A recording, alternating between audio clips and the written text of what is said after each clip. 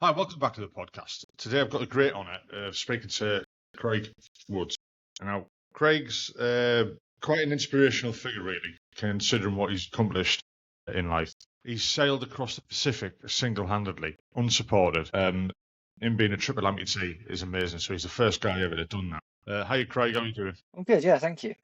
Welcome to the podcast, and thanks again for agreeing to come on it. I know you're a busy guy, and you, like you just explained to me before, and you're travelling around on your boat with the family at the moment. So take the time out to do this. I appreciate it. Yeah, no, it's all right. Yeah. So basically, it's the same questions for you that I ask everybody else who comes on a podcast, which is where did you grow up? Why did you join the military? What was it like? Why did you leave? That's quite obvious. And what have you done since? So if you just want to start off by telling us a bit about yourself, where you grew up and what inspired you to join the military. Yeah, so I'm from Doncaster, a little village called Woodlands. Yeah, my family on my mum's side were all in the military, and my granddad always said, you should travel. If you can find out how you can work and travel at the same time, then you've sort of hit the nail on the head. And for me, I was like, well, maybe that's the military. You get sent all over the world in the military. But I wanted something a lot more exciting than I was getting. I used to work in a fish and chip shop, so my life wasn't really that exciting. So I decided to join the infantry, and I was pushed for the rifles. So I joined at 17 and 1 month into the adult training. I could have chose to go to the youth one. I'd have been the oldest in the youth, or I could have joined adult. And I didn't really want to do 2 years training in the youth. I decided to go adult entry, and so I got sent to Catterick, and I enjoyed all of it, really. That's most of the reason why. The reason, in a sentence, is to be pushed further than I've ever been pushed before while travelling the world and doing something that I enjoyed. That's not a bad reason to join. I mean, mine, I just joined because I had two brothers in the military, and I think it was just expected that I'd do it, and I just followed their suit, really. I joined at 16 and went to junior leaders when we still had them. And 27 years later, I left. I didn't expect to stay in that long, but I did. I mean, you've been one of the youngest guys in training when you turned up. I mean, that must have been a bit of a shock as well, because, I mean, there would have been a quite vast, disparagence in the age of the guys there. When I was 17, someone who was 22, to me, looked, it seemed a lot older. Did you feel any of that? I grew up windsurfing, and the community in the windsurfing is very much you do stuff on the water, and then when you're off the water, you talk to everyone. Because I was fairly good at it, I could hold my own against adults. So as a teenager, talking to adults, it wasn't really a big deal for me when I joined. So it was just like, well, these are just older kids, essentially. Yeah. And my granddad's sort of reiterated that in his life. He's like, I still feel like a 15-year-old. He's 93. It's like, yeah, I get that. Your age goes up, but you mentally stay the same. So, no, it wasn't daunting. I thought I was going to get essentially dicked to do a lot more jobs than what I did, but no, not really. I think it was once I was the youngest person. It was the youngest, me. Okay, yeah, cool. You're doing this job. Yeah, no worries. And then I think that was it. So there was no real hazing or anything that I went through or anything like that. It was just yeah, and we're all like at base level as well, aren't we? None of us when we joined, I've done this before. We're all learning something new. So yeah, for me it was just sort of that, well, we're all doing the exact same thing here. Age is just a number. Did you know what to expect when you turned up with training? No, I turned up with hair about as long as what I've got now, right? And they're like, this is going to be interesting. And I was like, not really. It's a free haircut, Like I'm good. I'm happy with this. Buzzed it off, obviously. I was like, I wasn't going to get my hair cut just to get it cut again, so I just used it as a free tool. I didn't expect the tiredness to be as much of a thing as what it was. Like being young and full of energy, I was like, oh yeah, might get a bit tired, but I'm young, I'm energetic now, man. Like I'd be under my bed pretending I'm fixing my bed and falling asleep like everyone else was, because the workload is just unbelievable. But yeah, it was pretty much exactly what I thought it'd be. Some aspects of it I didn't enjoy. Some aspects of it were just in terms of difficult, like type 2 fun. you look back on it and you go, yeah, it was a good time, but not exactly traumatic in training. And then there are other things that you like. I love doing, like exercises. I absolutely loved it. I didn't like tabbing to an exercise, but I loved when we were like in it and amongst it. Yeah, I absolutely loved all that. So, I mean, the instructors and that, what were they like with you? Because I mean, I was quite lucky. We had really, really good instructors. Well, we had some horror stories, and usually from the guys in the infantry. Yeah, so I had zero issues, zero issues, but our section commanders and our platoon commander all ended up getting changed out because they just transferred out. So we had like two sets. And the original set that we had, there was a corporal. I'm not going to mention names, but there ended up being a TV show, and he was one of the corporals that wasn't very nicely looked upon. I absolutely loved it. I thought it was great. For example, he'd come into the room on an evening, and he'd throw a boxing glove at you, and you're like, "Oh yeah, cool. I'm happy to box. Yeah, I don't know anything about it, but yeah, I'll give it a go. This is the infantry, right? This is what we're going to do." And yeah, kicked my ass. But nothing more than fun. But yeah, I really, really enjoyed it. All of the corporals that trained us were really good. And one of the second, so after the turnaround, one of the corporals actually came to see me while I was in hospital. And it was one of the, I'd not had much interaction with this corporal, like only in passing and when we were doing stuff as a platoon, but like individually nothing. But he was just sat at the foot of my bed when I was in hospital, and yeah, he was like, "Oh, I heard one of ours got injured, and I just had to come down and see you, make sure you're doing all right." Wow, okay, well that's quite profound, So, yeah, I mean they're very scary men when they want to be, but they have big hearts mostly. Is what I found. Yeah, I mean they have to be scary. Yeah. You trained for that. So I've been in touch with like the regiment, my old regiment, recently, and talking to some of the guys there who are serving now, and it's a very, very different army to when I joined, I and probably believe, when you yeah. joined. Very, very different. When I got told they went and out to shout at each other, and I'm like, don't do extras anymore. It's Agai. I can't believe that when that came in. It was Yeah. bollocks, that is. Yeah, I mean, But, it's like, nowadays it's all, you've done wrong. Come and sit down and talk to me about it. yeah, It's yeah. just, I heard really? that had happened, and I'm quite glad that I didn't experience that type of training. I'm glad I got to experience like, it wasn't the old school type of training that you'll have gone through, but I'm glad I got to experience the semi rough, I mean, it wasn't rough for me. And where you get it all the time doing the old kids like me going, in my day it was harder. It wasn't. It was just the same. I've interviewed guys who joined in the 60s, and they discussed, got through basic training in the regiment, and I'm sat here thinking that was just the same. Yeah. It wasn't. All right, there might have been the odd backhander a bit more and stuff like that, Yeah, which was right, kind of yeah. expected.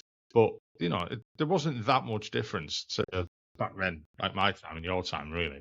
And I mean, the other thing, the time that you joined, you knew that you would be deploying. Yeah. We actually had people come in from each of the rifles regiments and say, like, you're probably going to go to 2 rifles because they're the next to deploy. We passed out in November, and they would deploy the following year, like early. So yeah, we were just all sent there basically, and some of the guys got sent to obviously other ones, but the majority of us got sent to 2 rifles. But we knew that in like month 4 or something, like quite early on. But yeah, it wasn't a surprise to us, and we knew that we'd be going to Afghanistan basically while we were in training. It's like you are training to go to Afghanistan. I will say though, there's a big difference in the basic training you get in the military and the your regiment training when you get to battalion is so different. And I found that like that step up was like, oh wow, no, I definitely feel there's a higher level that I've got to be working at now. So yeah, that transition could have been a bit easier. If they really ramped up the training at the end of the 6 months, it would have been a bit easier. But yeah, I was like, wow, this is like a big step up. Suddenly I'm doing 10 miles every day running, and I'm like, whoa, furthest I've done is 8. Like, what is this? Like, yeah. I didn't sign up for this. Yeah, right. Yeah. So, I mean, what was it like turning up battalion for the first time then? Yeah, I was mega excited. Yeah, really happy. You know, 'cause that's what I've been aiming for. But yeah, like, yeah, my battalions were all mostly Green Jackets. So it was like the legacy of Green Jackets was all there, and a few from the RGBW. So yeah, they were quite tight knit unit, tight knit sections. Because I was 17 when I passed out, and I wasn't going to be 18 until after the battalion had been deployed. I was on rear party, and yeah, there's a little bit of like, I'm not going to say resentment because I don't think it was that, but there's a little bit like maybe jealousy. But so you don't have to come out to us till a couple of months into the tour. And it's like, well, I want to come out. It's not my fault. I'm not the age sort of thing. But no, I enjoyed battalion. It was very much big boy rules. Very much this is the career. This is where you're going to be at. Like you can do really well, or you can be a 14-year rifleman sort of thing. So yeah, I enjoyed it. I got to battalion December. I did 2 weeks in battalion. Then we had Christmas leave, so we did 4 weeks off at Christmas. Got back in January, pre-deployment training, and then all my like platoon and battalion left. So I only got to be with my platoon for a month, let's say. So I didn't really get to bond properly with anyone. And all that came after when I was out in Afghanistan, obviously. Yeah, it was one of those where I could see they were a very tight knit unit, and they were all in Z-type accommodation, and I was in the H block, which was like run down building, holes in the walls where people have been headbutting the wall and that. Yeah, we were in shared rooms, 4 people to one room, and they were all in their own single rooms playing PS3 maybe at the time, PS4. So yeah, it was a very different sort of feel. Yeah. But I did enjoy it. I know, and I understand the reasoning why we were in the H block because we're about to go to Afghanistan. But unfortunately, some rooms are going to come up. And then obviously some guys got deployed like a couple of weeks before the rest of the battalion did, and in the platoon, like having a briefing in the morning, like, oh, I found the like if I die letter from X person. And it's like, oh wow, this is like quite heavy. Like these are grown men getting like fairly emotional. And it's like, shit, this is heavy. Yeah, this isn't just words now. This is like actual actions and consequences. Yeah. That is quite a deep thing to find. I've only ever written one, and that was like 2003.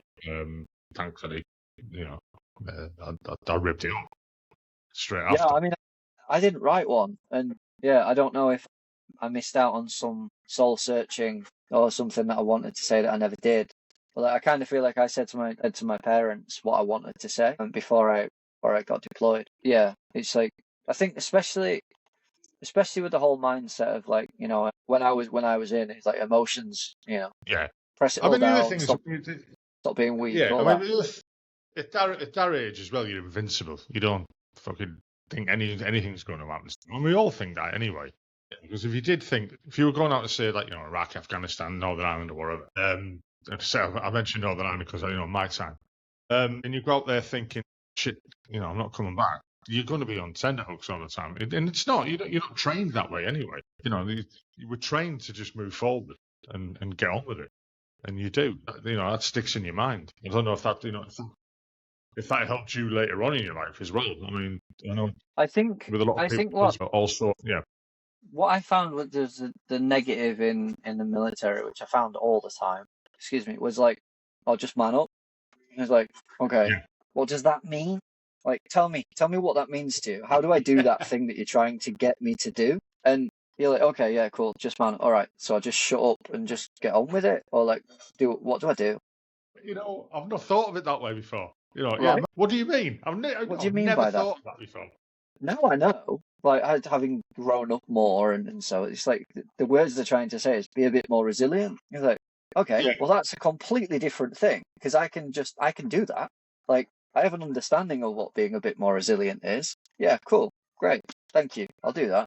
Whereas man up, you're just like, am I not manning? Like, okay, right, yeah, whatever. Yeah, so I think there may be some. It'd be interesting to see what the military's like now, just to see if they have curbed that whole like, just shut up and get on with it attitude. Because in many ways it did do the job, but in others it was just like, there's a better way around that. And I've certainly found growing up that if I'd have been told, this is going to be really hard, we've just got to be mega resilient, like, let's try not to moan about it, let's just crack on, instead of like, yeah, that's probably like because it also it devalued potential PTSD cases as well. It was just too easy to be like, you don't have PTSD, just man up. And you're like, oh, there's a certain level of which you've got to go, actually, yeah, you're fundamentally broken at some point, and there is no manning up you can do that is going to go, now I'm fixed, I've just manned up. Yeah, and I think a lot of the, as we as a culture have grown up and we've seen a lot more of the suicides that are coming out and all of that. I think it has changed a bit more, that actually, we should probably talk about things a bit more and be a bit more open to this mindset of resilience training rather than just manning up and not speaking about it. I mean, in my day, like, there was no such thing as PTSD, really. Yeah. We didn't understand, we had guys in our unit that nowadays you'd probably call them on the spectrum. I think we're all on the spectrum at some point. I'm down here, someone's over here. We're all there. But you didn't understand, or you just thought, fucking hell, he's a head case, and yeah, right, yeah. You had a word for it. Yeah, fucking. We can't take him out as a social hand grenade. Well, what do you mean by that? Well, whenever he has a drink, he has fights. It's probably PTSD. Well, I stopped drinking lager. The police stopped arresting me, so that was good. Yeah.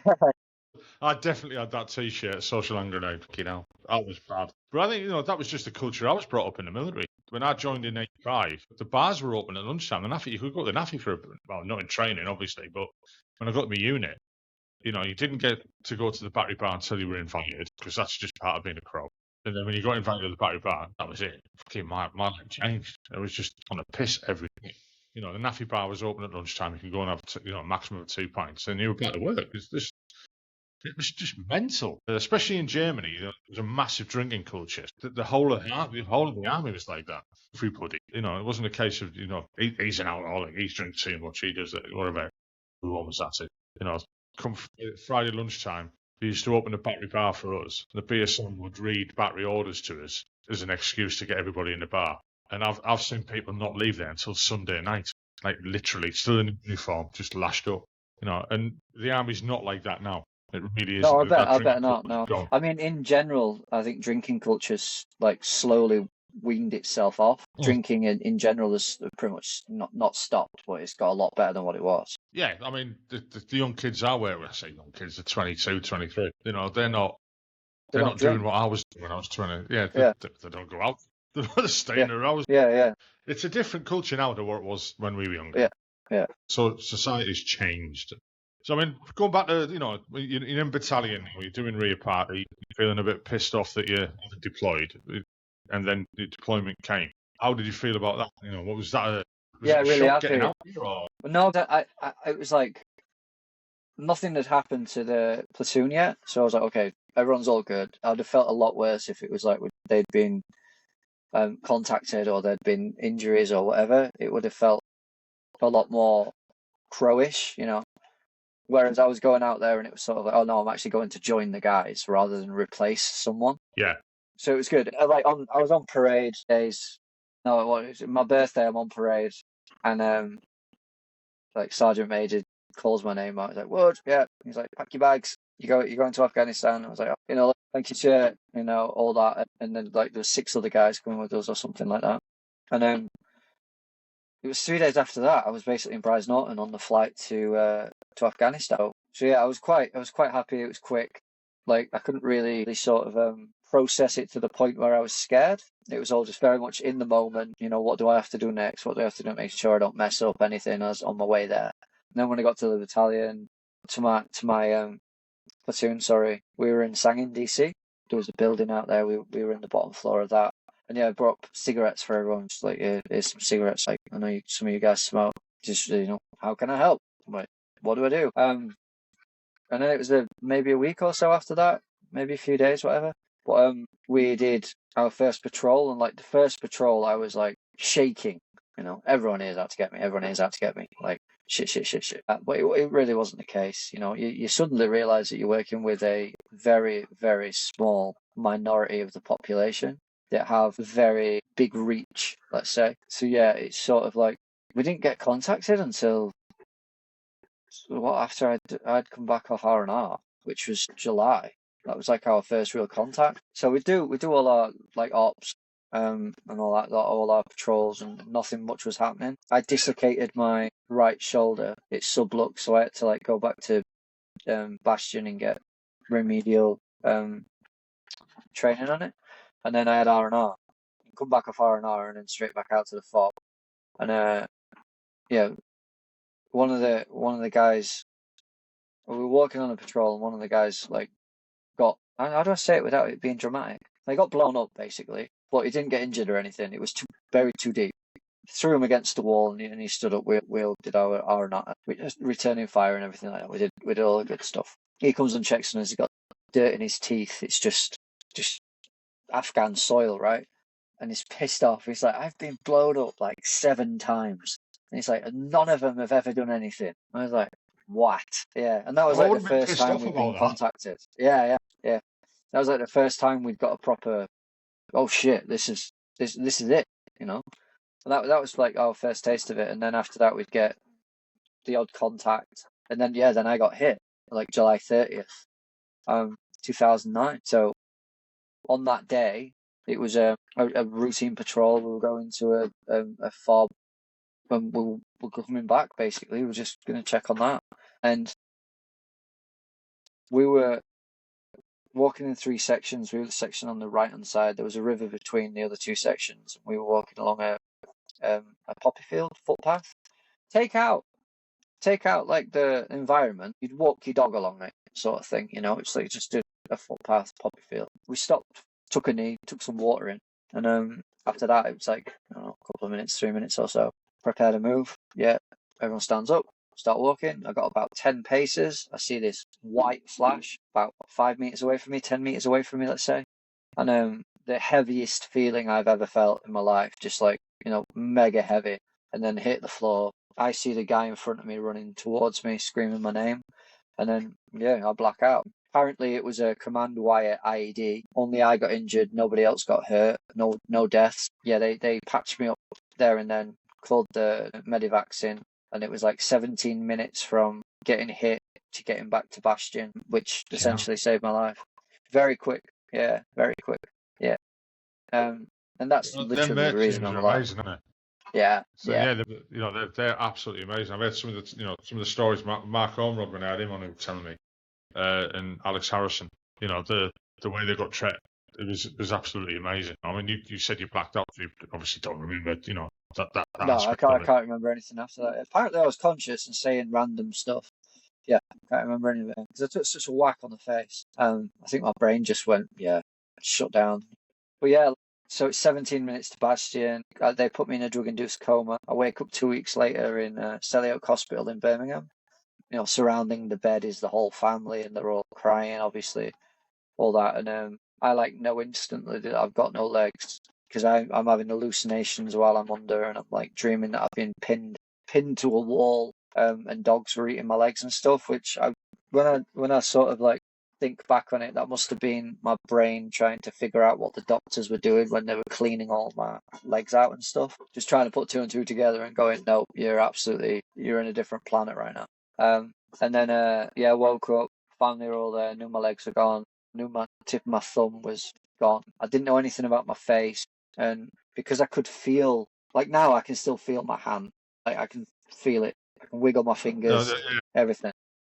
It's called phantom sensation, but because I could feel it so prominently, and it was in a cast, like I thought I still had my hand. So yeah, you sort of like in and out of dream state, I'd say, because all the morphine you're on and horse tranquilizers they give you is just, you don't know what reality really is. So when you're being told all this stuff, you're like, yeah, cool. Then you'll fall asleep, have a dream, got your legs back. It's like, what's happening? So yeah, that was fairly difficult few weeks because you're just like, what is this reality that I'm facing right now, and is it actually reality?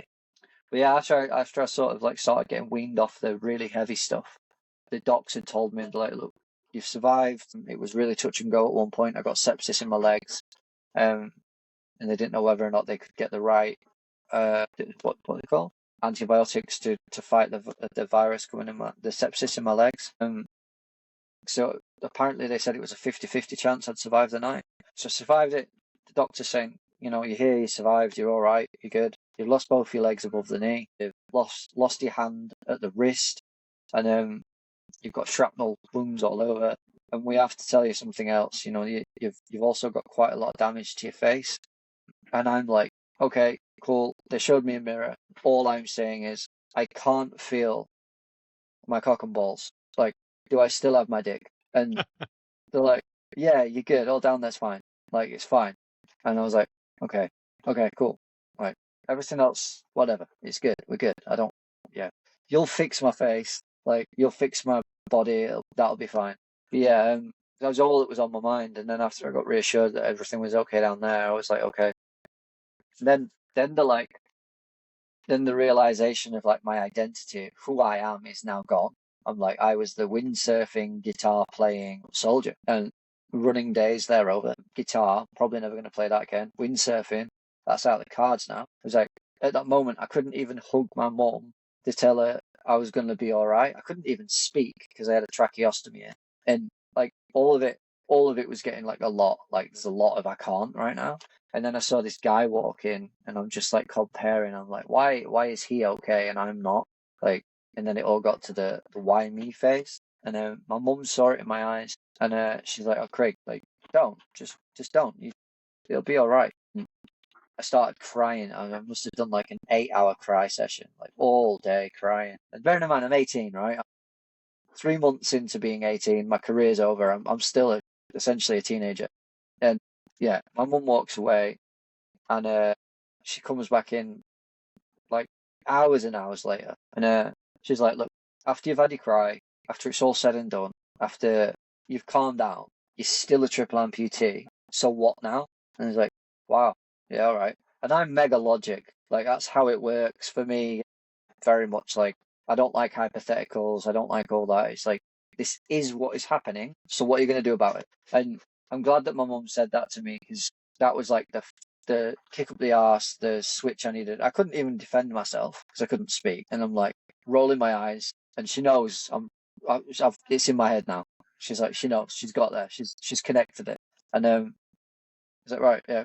Well, I'm not changing being a triple amputee. Like it's pretty permanent. So yeah, let's go. Let's try and attack this life, my new life that is. And that basically is what I've done ever since 16 years ago. Quickly got into rehabilitation, started walking again, started sitting up, started getting my own independence back. And, before all of that came, like the doctors were very much like, so, you used to windsurf, you used to play guitar, all this. It's like, you're probably not going to do any of that again. I was like, yeah, I know. I'm not an idiot. Like, I know that. My dad comes in and he's like, because he heard that and he was just like, no, absolutely not, no. He went off, found the Paralympic sailing coach's email address, and he's like, Paralympic sailing's a thing, it's a thing. I was all right. So he gave me the email address, and after I had some surgery at one point, I emailed the guy, and he was like, yeah, come down. So I'm sat in my wheelchair. Like I'm bandaged up still, and I'm sat in a wheelchair in the front of a rib, and I'm like, middle of winter, November or December time, completely underdressed, and I'm having a hell of a time just looking at these sailboats and seeing all the other disabled people doing something with their lives after being told by a doctor that I probably wouldn't. So yeah, it was sort of like a really nice focal and transition point. Served my country fighting, why not do it on the sports? It's not a sports field, but why not do it in a sport as well? And yeah, like thankfully I had that support network. My mum kicks me up my arse whenever I'm like down, and she's like, right, now what? Okay, yeah, brilliant. My dad goes, maybe this Paralympic sailing, cool. This is everything they needed. So yeah, I think it's very important that people surround themselves with support that they might not want, but they need. Yeah. You don't need a chat GPT of support who's going to say yes to everything. You need someone who's going to challenge you and for the best, and that's what I had. And I'm very thankful for that. I'm very grateful. So I get walking again. How long did that take you? I was in and out of hospital because I had this thing called heterotrophic ossification, and it's where the bones calcify and grow in random shapes like antlers, deer antlers and stuff. I had to keep on getting that chopped out, so that hindered the process by a few years. 2014 was the last time that I'd used a wheelchair, and I've been walking ever since then in various methods, you know. So yeah, injured 2009, and then 2014, 5 years essentially. A long time. Yeah, yeah. Fucking hell, too right it is. I mean, I've seen, I first seen you on TikTok for the first time. And I've only ever seen videos of you with your, how can I say this without being rude? Stubbies. Your stumpy legs. Yeah, Your stubbies. yeah. Do you prefer that to the Well, taller one? for the longest time, I learned on the stubbies, and then I went on to the bigger legs, and I was using the big Yeah, legs exclusively. You know, I'd put my little ones on to go sailing, but then when I went sailing around the world, I suddenly realised I'm like, these big legs are useless. Like I can't wear them on the boat. I'm just falling over. It's little legs or nothing. And so I gave them back to the NHS. I was until I need them, just keep them. Now I have a different boat, and I'm 9 years into sailing. Excuse me. I have the big legs again, but I only use them when I go walking on land. yeah. So I'll change into them sometimes and go walking on land because it Sounds silly, but it's nice to have an option. it actually is. It's like putting your running shoes on versus your smart shoes, or or dancing shoes. Let's say whatever. It is like just a nice option to have. And it keeps my skill set alive, and it's physically good for me. So yeah, it's only a good thing. Yeah. So I mean, going for the Paralympic or the parasailing, your first foray into that, what was that like? Yeah, so one of the first times I was going to go sailing, I had stitches in my nose, and I didn't realise that the coaches had a duty of care. I mean, obviously they do, but I was just still young, right? And I had no idea about any of that. And the coach was like, "Oh, Craig, I know it's like this is the time to go sailing, but like I can't let you go with stitches in your nose." And I was like, "Oh, okay." They were due to come out the day before. I just didn't go to the hospital. Told them I wasn't going because I was driving down to Weymouth to sail. So I passed up the opportunity to get them out, or I'd have been a day late to go sailing. So I was like, all right. So the issue is the stitches. And the coach was like, yeah. So it's like, having been in a medical facility for so long, I had all the stuff. I go down into the toilet, open up the packet, de-stitching packet, and then it's like a little really sharp hook. Take the stitches out my nose, pull it out, and go back up. Like there's no blood or anything. It's completely healed. And I was like, yeah, let's go sailing. And the coach is like, you haven't. I was like, I absolutely did. And he's like, and this is what you're gonna have to pretty much put up with because like I'm not letting anything get in the way of this. And he's like, I love it, absolutely love it. Didn't realize you'd do that, but yeah, cool. Let's go. We'll go sailing. And wet, very underdressed, but loved it. And it was one of those where it's like if I do something wrong, it's me. I can't blame anyone else. If I do really well, it's me. No one else can do that for you. But yeah, like there was some sort of similarities to the military. Sometimes the coach might have been having a bad day, and it would have been this similar type of harshness, going like, you didn't have a good start, everyone else had a bad start. That's something you'd hear in the military sort of banter. So there was some likeness to that, which was good. Gave me a very clear drive, a very clear objective, and it made it easy to go. Well, I'm going to have to go to the gym because if I don't go to the gym, I'm not going to be able to pull the ropes. If I can't pull the ropes, I'm not going to be as good. Yeah, brilliant. So gym it is. So yeah, it gave me a very, very clear sense of purpose and yeah, I'd say focus and drive. Yeah. One question I've got for you is your prosthetic on your arm. And I know you've joked about it in some of your TikToks, Captain Hook and stuff like that. Why is it shaped like that? Is that because of the sailing, stuff like that, or? It's called a C hook. Basically, it's because it looks like the letter C, Yeah. right? This is a stock-made item. Like you look in a magazine with all the hands, the hooks, and the other stuff, and this was in there, and I was like, yeah, I like that. I'll use that. I went home to my mate's house once, and he has kids, and the kid was like, "Oh, you've got a Lego hand," and I was like, "Yeah, you're right. Yeah, I do. Yeah, yeah. I didn't think about it like that, but it's absolutely yeah." So with my family back home, I call it the Lego hand. But yeah, there's no real reason. It can hook onto stuff if you need it to. You can utilize it in certain ways. I utilize it by holding the wheel. If I need to, pulling ropes, I can put a rope around it and pull. Yeah, I found it's probably the best thing for me. And on the inside, it's metal. It's usually got this black rubber polyurethane around it, but because I use it so much, it's come off. Kind of like the metal look. No, Yeah, to be honest, and this is some of the I thought it had been stuff. designed for you. No. So this is some of the stuff that I didn't know that. I thought I'd get a hook, a split hook. Yeah. And obviously I've got one of them, but then they're like, oh, what else do you want? And you get this catalogue and you're like, Matt, I've got guitar hand, I've got weightlifting hand, I've got swimming hand. There's all these things. I'm just like, oh, all you need is that little bottom bit. I've got friends who've got Bowie knives on the end of their arms, It's like, mate, that's pretty cool. Yeah, basically, yeah. I need Batman's utility belt. I first started out in a solo boat, and then two other injured guys came, both from the engineers, double amputees as well.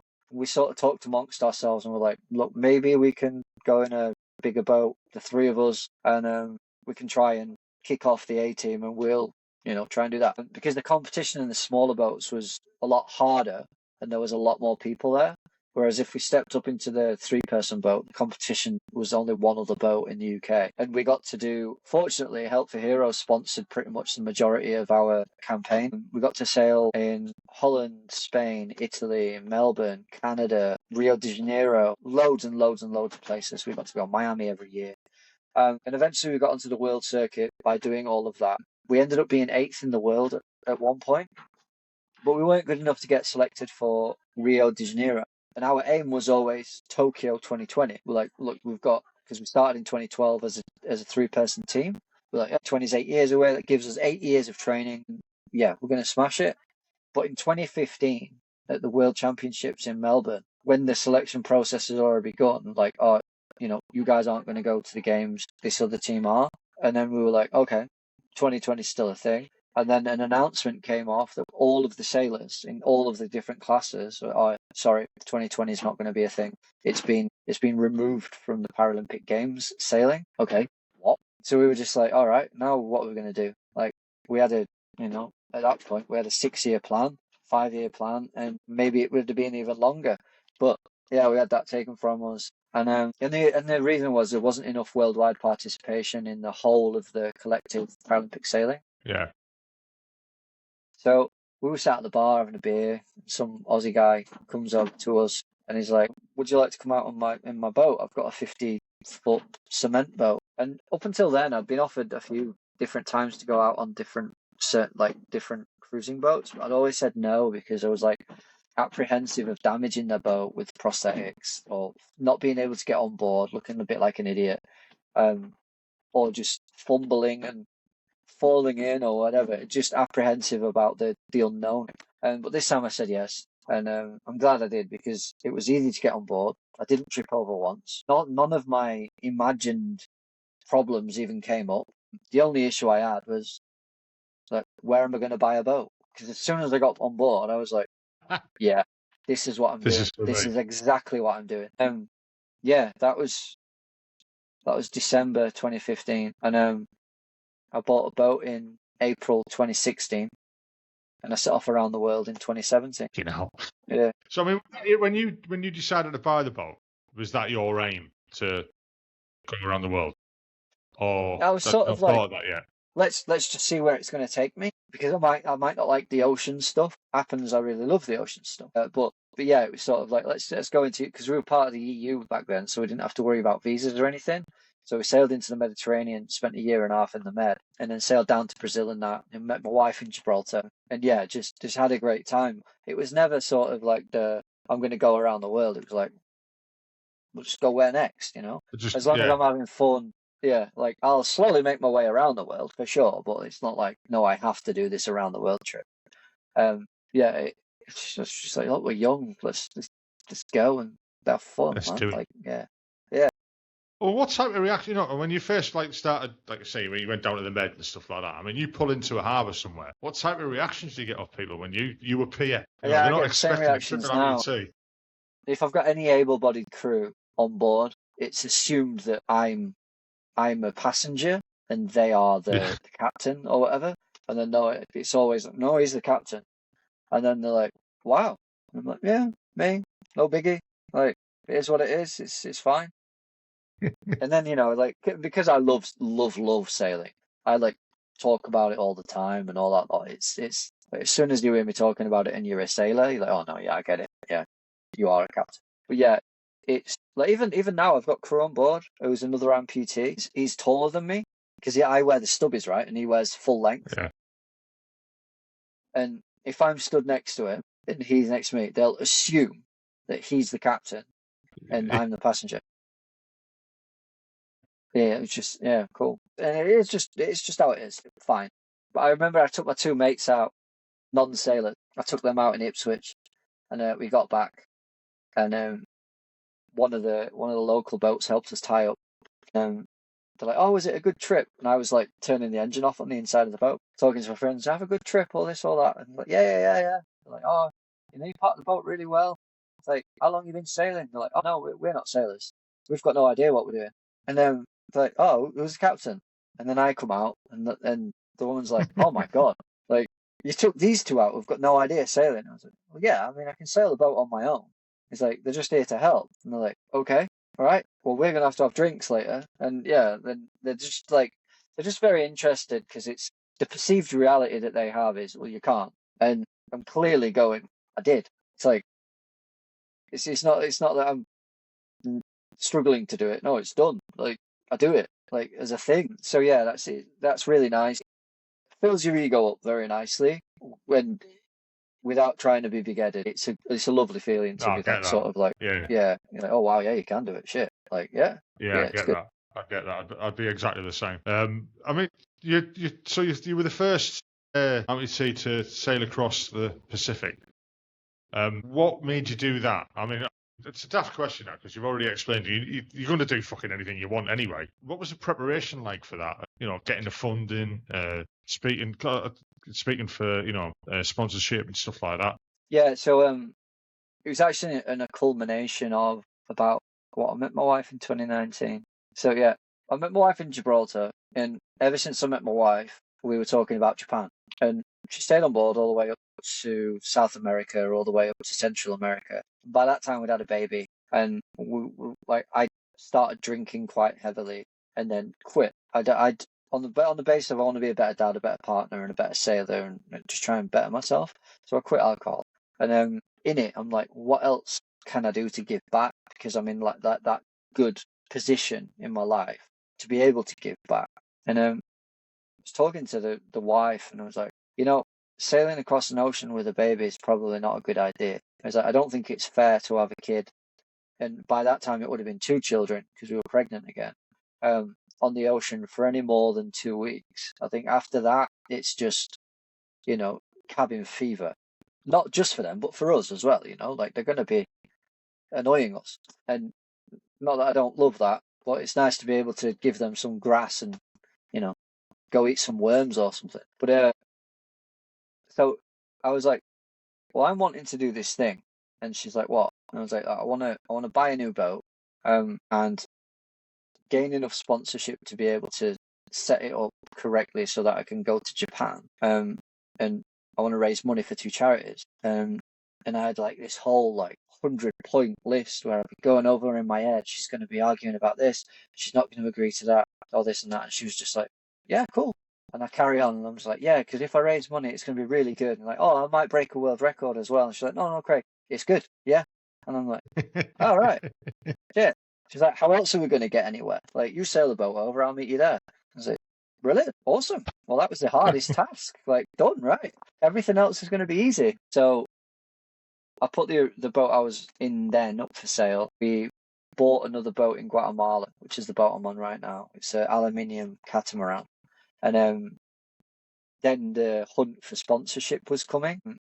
Fortunately, I got in with a very good crowd called Team Forces. And basically, they are they're a charity, but they're also like a middleman for big companies who've got MOD contracts, and any company that has an MOD contract actually has to give to charities. And they've structured it really well where if you're going to give to a charity, you may as well give to this military charity that's already set up and you can be our sponsors, blah, blah, blah. And then I get in touch with Team Forces. They get me in touch with a sport agent and they're like, how much do you need? And I give them a list of all the equipment. They're like, cool. It'll probably take, 2 years to get that money. And I was like, that's exactly in my time frame. Fantastic. Let's go. So Palo Alto Network sponsored me, Team Forces sponsored me, Boxy, and a load of others. And I wouldn't have got that without that charity helping me. Because I tried to send all these emails out to all the sailing companies and they're just not interested. So yeah, like without that sponsorship, it would not have been done. And I couldn't do it on my own without the sport agents' help. So yeah, the network that I got, the support network that I got for that was just incredible. Yeah, we raised the right amount of money for it in sponsorship. Up until like the last day, literally the last day. So I leave on the 25th of March, 2025. 24th of March, I just received a life raft, which was like the last thing I needed to go. And I'm like, the night of the 24th. And I'm like, That's cutting it a bit fine, isn't it? I thought, stupidly, that, life rafts are, everyone needs life rafts, right? So they must be easy to get. I was so wrong. It took me 2 months to find a life raft. And then when it came, the life raft was like 6,000. Because I had it shipped from America to Mexico, there was a tariff, 30% tariff. So I had to pay 30% on top of the 6K.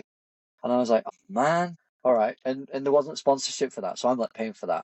And I'm like, well, I've got to go sailing quick so I can, be away and just replenish the money, right? But yeah, everything happened as it should.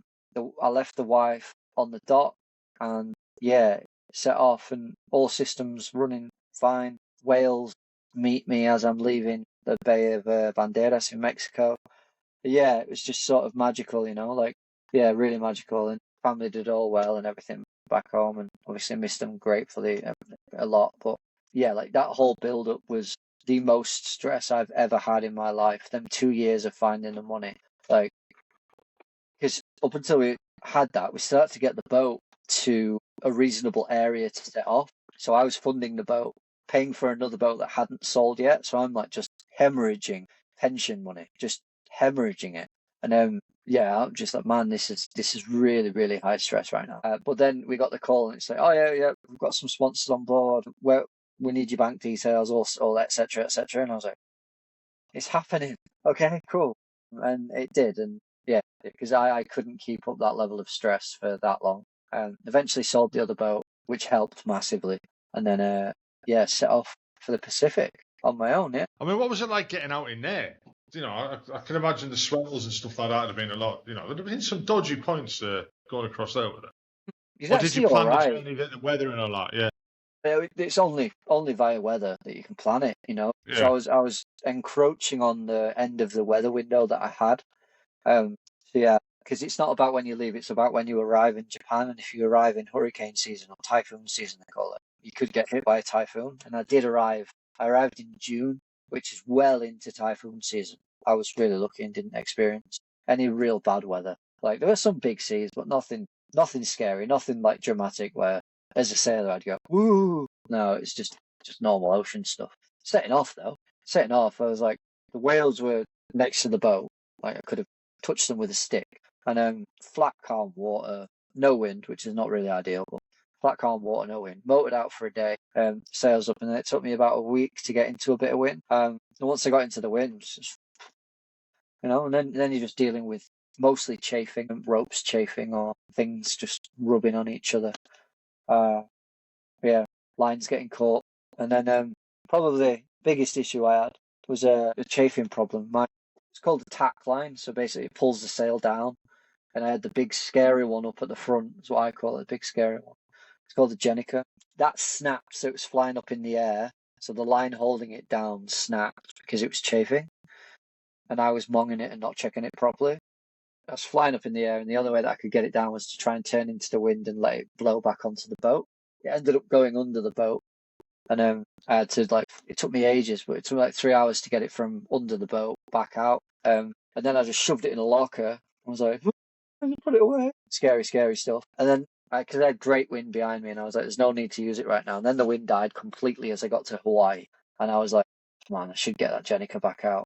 I should really look at it to make sure I didn't damage it. So on a no-wind day, I spread it all out, put weights on it and stuff so it can't fly off, and inspect it. There's like a finger hole in it. That's the most damage. Patch that up.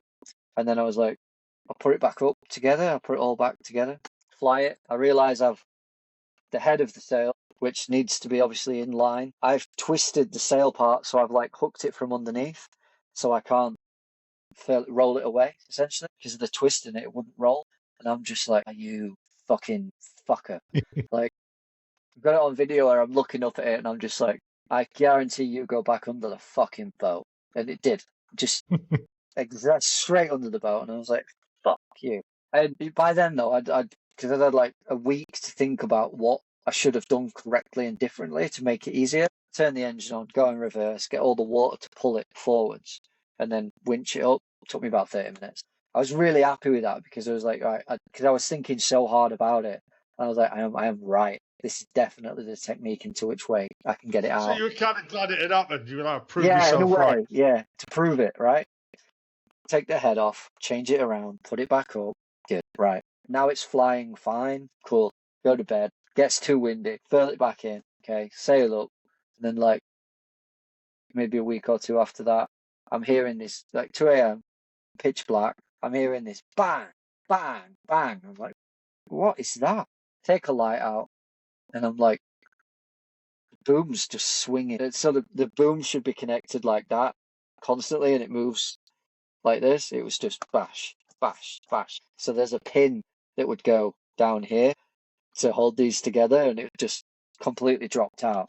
So I'm like, okay, all right, cool. I'm looking around. It's not that windy. Cool.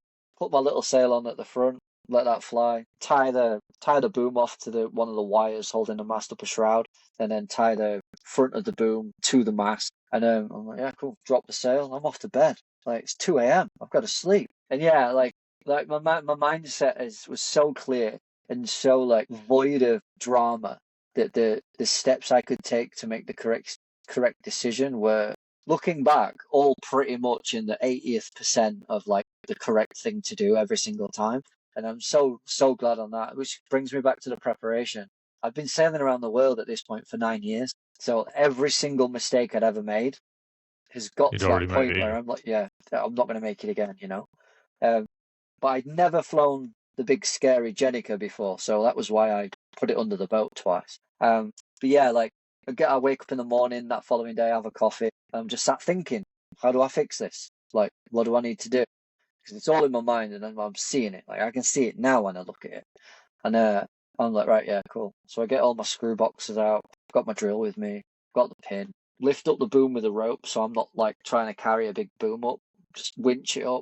That's doing that thing. Push it in, slip the pin in, drill a new hole, tap it, put a bolt in. Jobs are good. Still on there now. Yeah, I've just done 1,000 miles. So yeah, we're good. And all these little fixes, I wouldn't say severely. I got slightly bored on the passage. I'd watched a few movies. There wasn't any wind. I was only going maybe 2 knots, less than walking pace. Is that? I'm like, I want to do something. So I've already made pizza. I've already made bread. I've made burgers. I've done all this food imaginary stuff. I'm like, okay, I'm not doing more food. What can I do? So I built a door frame out of some spare metal that I had. I was like, right, fine. I'm making a door frame. It is what it is. Made a door frame. And then, because when you're solo sailing, you've got to use a autopilot or a self-steering device. I was using a electric hydraulic autopilot, and for some reason it kept on disengaging. Basically, say that's my rudder going down like that, there's an arm that comes off where you attach that's the quadrant, and you attach the ram of the drive arm to that. So that would push and pull it and steer it. But on where my thumb is, there's a sensor coming off to tell the computer how much it's moving and how much to move it. So that kept on coming off for some reason. It kept on popping off. I was like, okay. So I'm a bit of a hoarder for tools or spare bits that I've got. And I'm like, I know exactly what's going to fit this. And I found an antenna L bracket, and the screw that it utilizes is a very proprietary screw, but it fit exactly in the hole for one of the pot rivet holes for the antenna. And I was just like, oh man, it's made to fit. Right, get the epoxy out, glue it on, pot rivet it on, tape it on, zip tie it on. It's on there. That's still on there now. Like, I've not touched it since. Works fine. I was going to ask probably a pretty dumb question, but I think you've just answered it. So you're out there on your own. You're traveling, you're traveling the Pacific. What happens when you go to bed? Do you stop? Do you keep going? Carry on going. I carry on going. Some people do stop. But so I have a radar that can alert me if anything that will bounce off a signal to it. So like a canoe would bounce off a signal, for example, a container ship, any type of ship, because it's metal, will bounce a signal back off. And that will alert me if it comes within 10 miles. So that's the guard zone. And that's just on. That's always on. And you'll see a purple blip if something comes up. It'll also tell me if there's a big heavy rain cloud coming so that I can prepare the sails or whatever. I also have wind alarms, all of these alarms. So the other thing I have is AIS, which all the big container ships have. It basically, it's radio signals that send a code that basically have their speed, direction, and what's the other thing else? Basically, if it's going to hit. So it'll pick my signal up. That's me. I'm going this way. It'll pick their signal up, and then my computer on board will go, "Oh shit, you're gonna crash," and it'll scream until I turn it off. And I have that set to like 12 miles. So there's plenty of alarms to go off, but you don't do a full 8 hours. You sleep when you're tired. So you'll go, right, I'm gonna do a 2 hour nap. So you'll 2 hour nap. It sit up, look around, maybe go outside, check the sails, and you'll have another look around. Like, cool, there's no boats. Check all the instruments are still working. No boats. Back to sleep for 2 hours. You'll do that. You wake up at like maybe sunrise. Is how I used to do it. Wake up with the sun coming up, which is just beautiful, beautiful to see. Have a coffee, check all the instruments, do my log, download the weather, send a few messages, whatever on Starlink, go back to sleep for 2 hours. So, you're getting plenty of sleep in. And it makes your day quite regimented and routine then, because you just sort of like 2 hours sleep, 2 hours sleep, 2 hours sleep, make some food, 2 hours sleep, check on all the instruments and stuff, watch a movie, 2 hours sleep. So yeah, it was fairly easy going in terms of the sleep until I got into Japanese waters, because then it was just the alarms were going left, right, and centre because there's so many boats there congregated in one specific spot. But like, what I'm used to not seeing boats 12 miles away, I had to get used to seeing boats 300 meters away, and these are 100-meter long boats. Like, these are proper cargo ships. I'm like, like, they're that close away. Like, I could probably hit you with a stone on, because they are still really far away. But you're like, that's a bit dramatic. And I had to get used to that very quickly, and it took a while. And I was only getting about 20-minute sleeps, because I was just so like, oh wow, it's going off again. Like, this thing says it's going to be only 20 meters away from me. Shit, engine's on, go. And yeah, and actually, it was just one engine at that point, because I'm coming across. Think about 2.5 weeks in, I got water in one of my engines, because the waves were just they weren't big, but they were enough there. Maybe like 1.5 meters, maybe 2 meters. Nothing crazy. But it filled my engine up from the exhaust, because I didn't put a big loop in it stupidly, and it killed my engine completely. It's a thing called hydro lock. So yeah, so I killed my engine as well, which ended up being quite costly, but stupid mistakes, right? You learn as you get on. And yeah, so I get to Japan, and then I realized something about myself, which I didn't realize about myself. I've got no idea how to celebrate. Like, yeah, Yeah, fair enough. I got there, and I was like to myself, self-reflecting. I'm like, oh my God, that was like really cool. But back in my mind, I'm like, get the boat in, get the boat sorted, go back and see your family. Because at this point, my wife had a complication with the next baby, our third child, and the doctors were like, you can't fly, unfortunately. I was like, right. So all I want to do is go and see my wife and kids at this point, because I'm like 90 days away. I miss them terribly, and yeah, I'm like, I've got no time to celebrate. It's great, get it, but I want to go home. So yeah, the documentary maker is like, do you want to like cheer or anything? I was like, dude, I've got so much fucking work to do. Get in here. It's not just, oh, job done. It's like, and I've got to get all the sails down. I've got to clean the boat. I've got to, take all the trash out, all this lot. It's had 90 days worth of trash in my dinghy, stunk. Yeah, I was like, this isn't just as simple as like, okay, oh, I'm here, yay. I was like, no, I'm thinking about the next jobs that need to be done so I can get back onto my family. So I didn't really get that like euphoric celebration what one may have got. Whereas if I was just then going to leave the boat and not see it, I don't know. I had no idea how to actually celebrate because I wasn't focused on it. I was like, oh, okay, all right. And then after I got checked in and my mum and dad were there and the documentary maker, they all like left me alone for the night, sat down with a coffee, and I was like, yeah, that was really cool, like really cool. Never again. Yeah, next job, let's go. You say never again, but I'd imagine you're going to pull something else out of the bag at some point as well. I'll never do 90 days away from my family.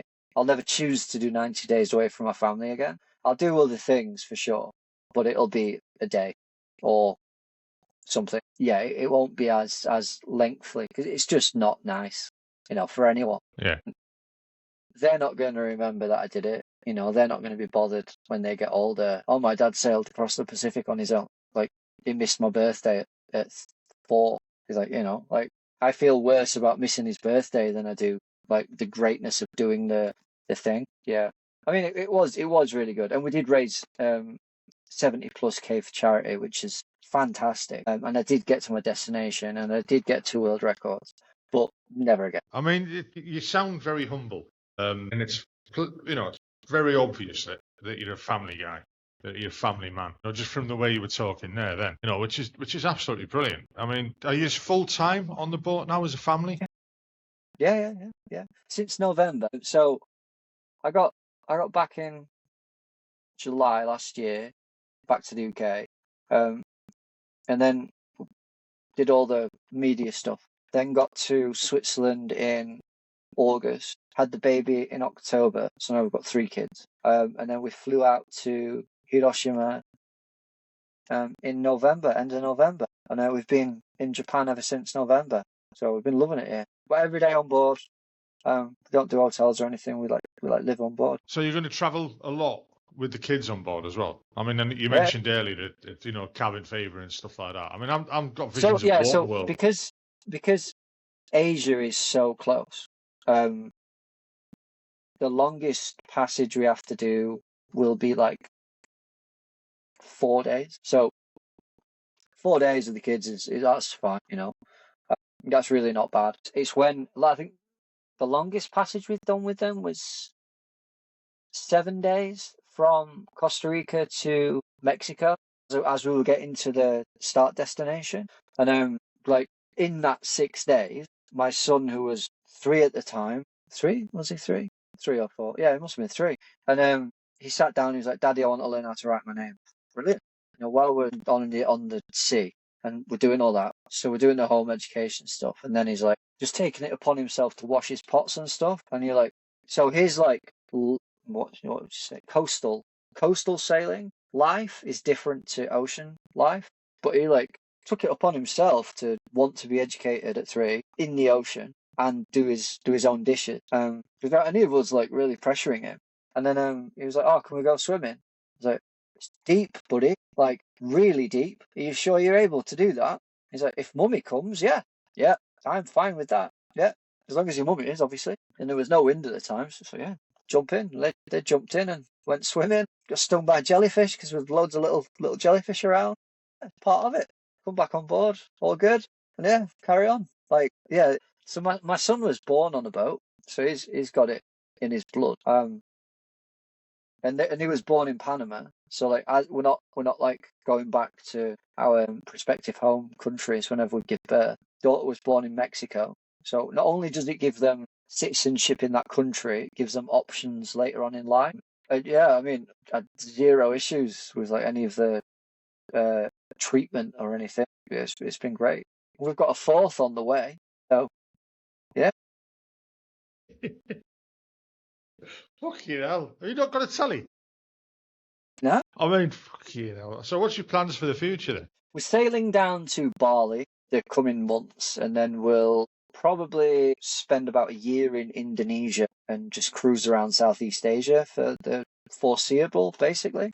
But next year, I've got a talk series hopefully happening around June, and yeah, we're getting a second book coming out. Through all out of this, I've not mentioned my book that I've got. I do have I a was book going to out, say, we haven't plugged which the book does enough yet.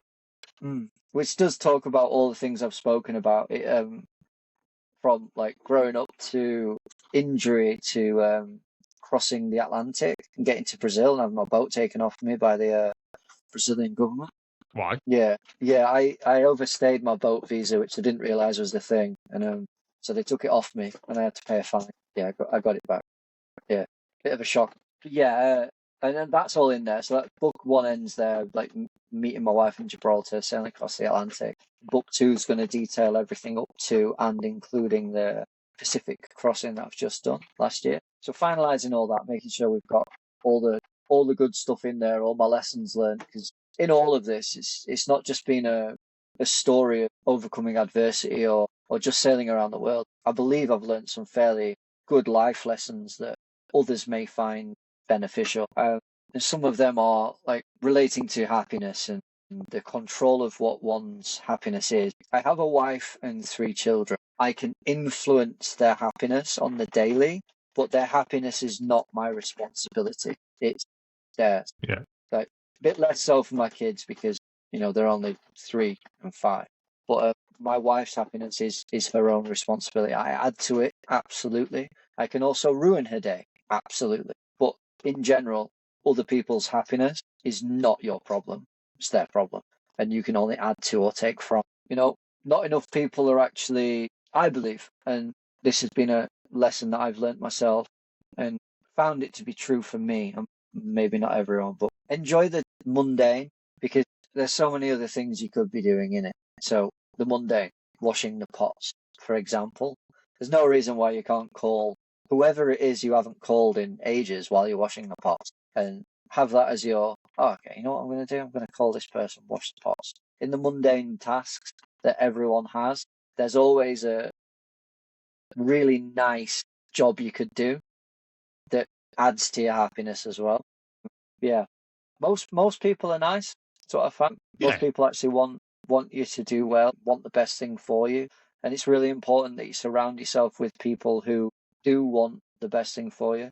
You want to be friends with the person who goes when you're saying, I want to go skydiving, and they're like, cool, I'll drive. You want that friend. Everybody wants that friend who's going to enable you to push yourself and not enable you to go in a downward spiral. Yeah.